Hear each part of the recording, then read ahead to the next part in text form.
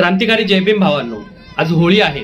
एक व्हिडिओ प्रचंड प्रमाणामध्ये व्हायरल होतोय की एका मंदिराच्या बाहेर एका मुस्लिम कुटुंबियांना थांबून त्यांच्यावरती रंग टाकला जात आहे। त्याला रंग लावला ठीक आहे, त्याच्या बहिणीला सुद्धा रंग लावला, त्याच्या आईला सुद्धा रंग लावला।